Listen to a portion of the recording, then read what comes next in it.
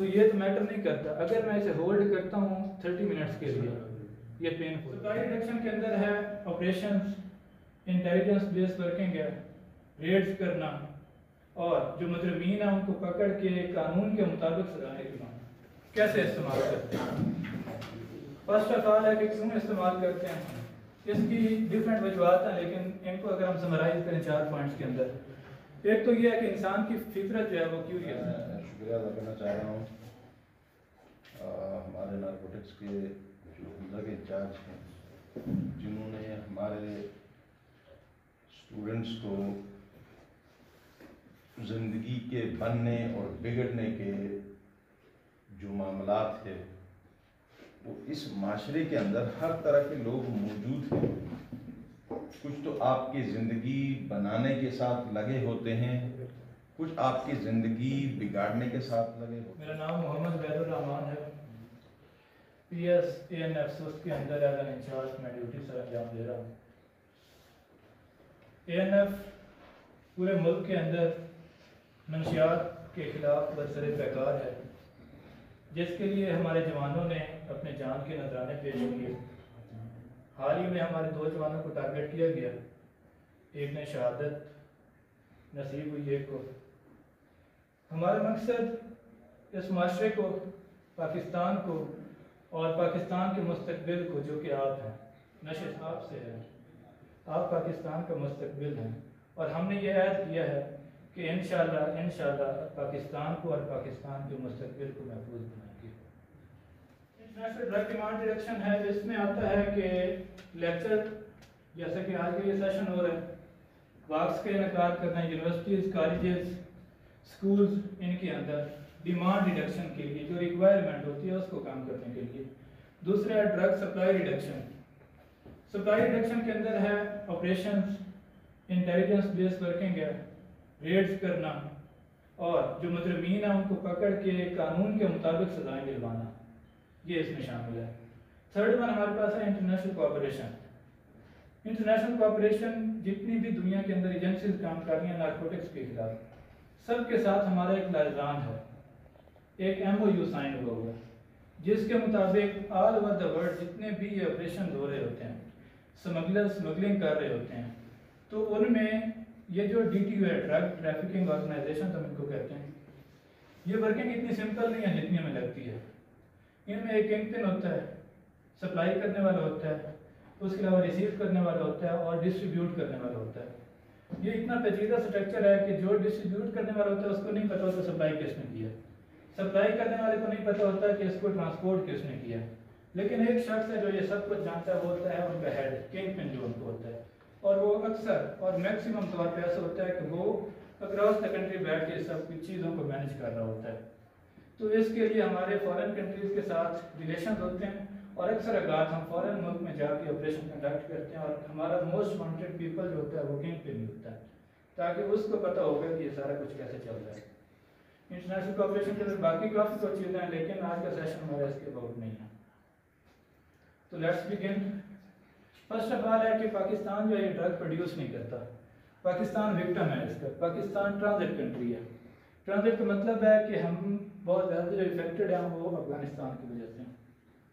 अफगानिस्तान के अंदर आप ऐसा देखें कि 30 प्रोविंसेस हैं, जिसमें से 10 तो ऐसे हैं जहाँ पे काश्तकारी हो ही नहीं सकती, जैसे कि आपके ये हिली एरिया, तो कुछ भी नहीं हो सकती उधर काश्तकारी। 20 जहाँ काश्तकारी होती है और टोटल ड्रग कल्टिवेट करते हैं, और वो ड्रग जो है वो ऑल ओवर द वर्ल्ड जो है वो उसको सप्लाई करते हैं।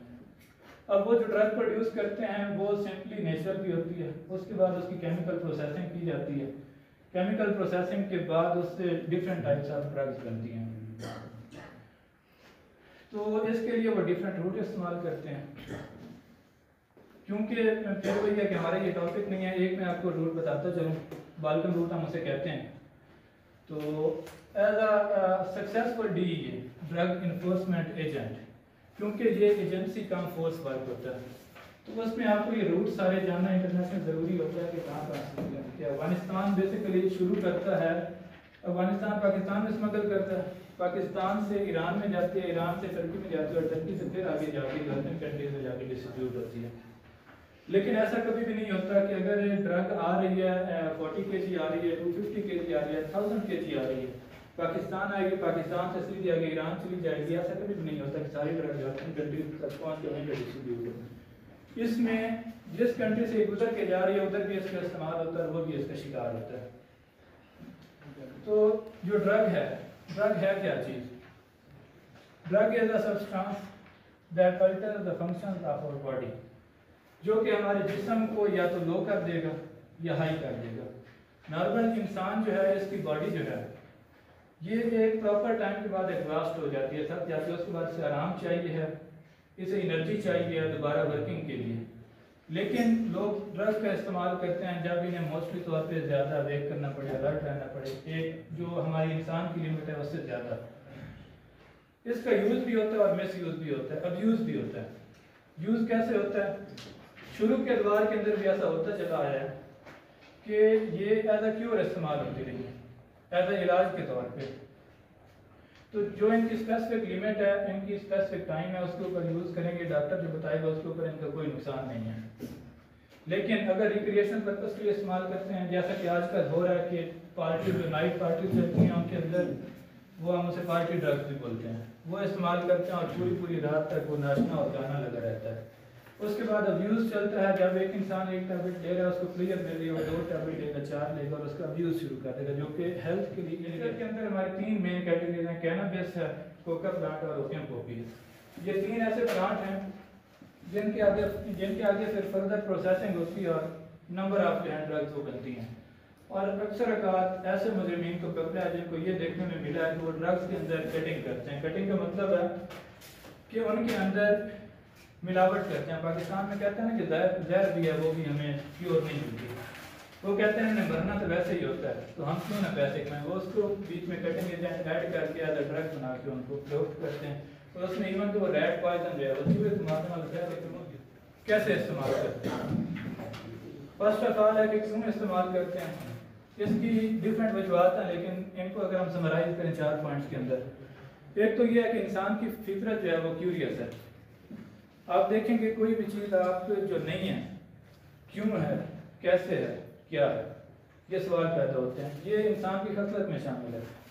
तो क्या है, लोग अपनी बॉडी के ऊपर देखना चाहते हैं कि अगर वो इस्तेमाल करेंगे तो उसका क्या इफेक्ट होगा, वो जानना चाहते हैं।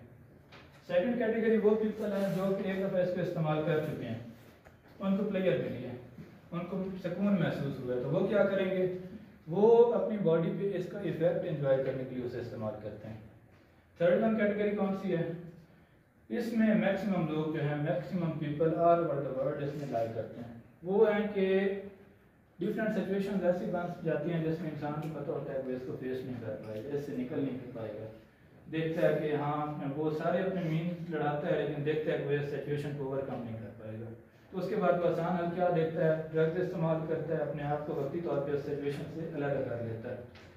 लेकिन अल्टीमेटली वो एक ऐसे बमर में फंसता है जिससे निकलना जो है वो नामुमकिन है। तो आगे है कि लोग, चौथी जो कैटेगरी है उसमें वो लोग आते हैं जो कि डिपेंडेंट हो चुके हैं, एडिक्ट हो चुके हैं, जिसे कहते हैं आदी हो चुके हैं। अगर वो नहीं इस्तेमाल करते तो उसके बगैर उनका जीना महाल है।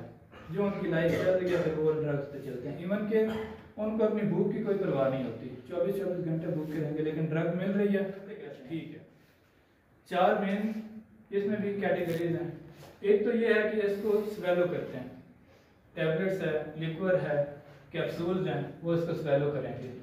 सेकंड वन जो है उसमें वो कैटेगरी है जो इसको ब्रीदिंग करते हैं। सिगरेट है, सिगरेट के अंदर चर्स मिला के, या कोकेन है, वो भी as a cigarette form inhale की जाती है, तो उससे ब्रीथ करके लेते हैं लंग्स के अंदर।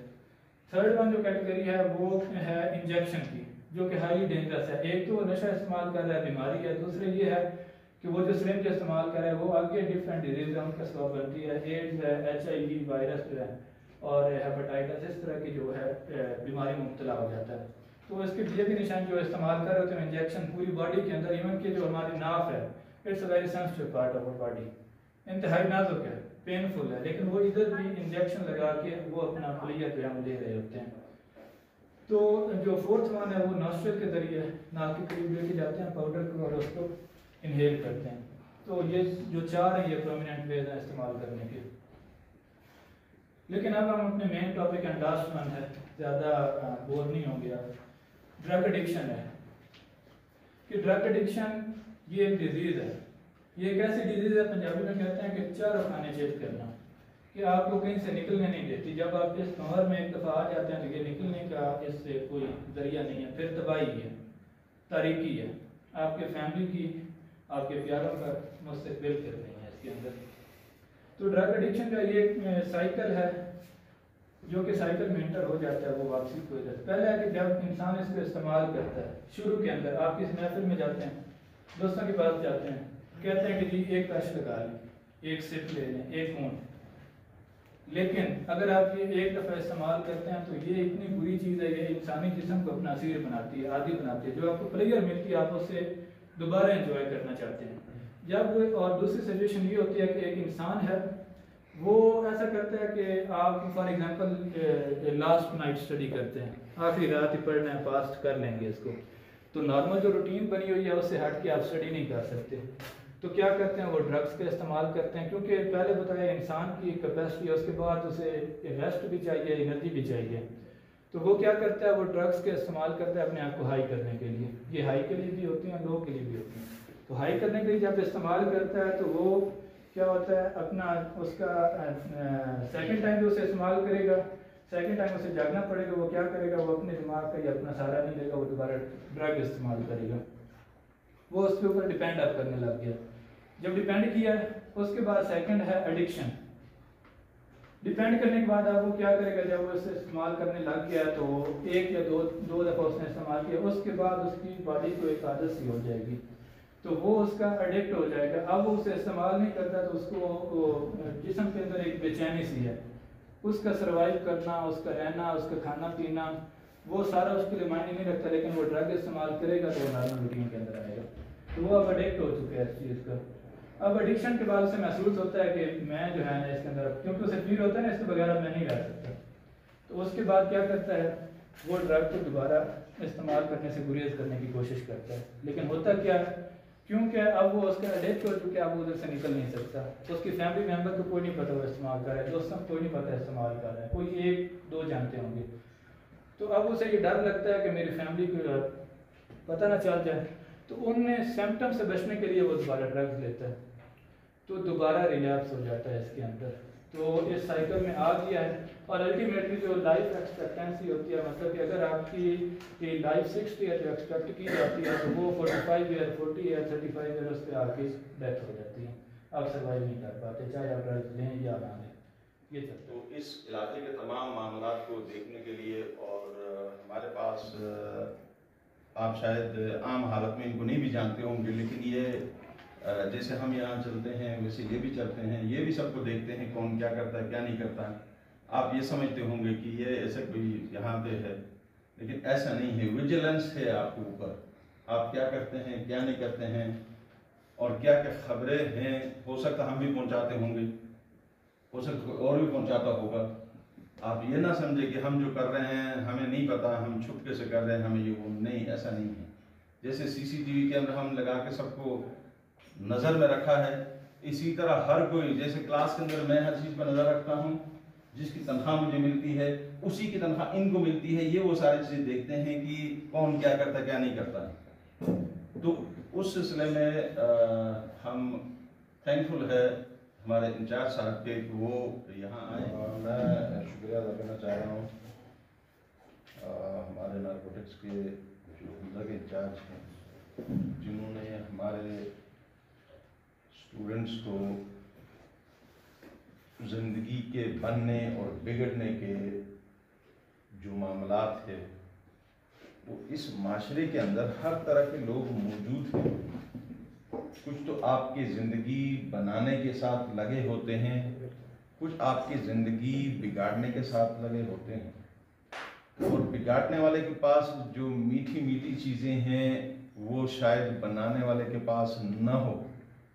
बनाने वाले आपको सख्त और तल्ख बात करके आपको आगे ले जाएगा, बिगाड़ने वाले आपको नरम और मुलायम चीज़ें देके इस ज़िंदगी से मुतनफ़र करवाएगा।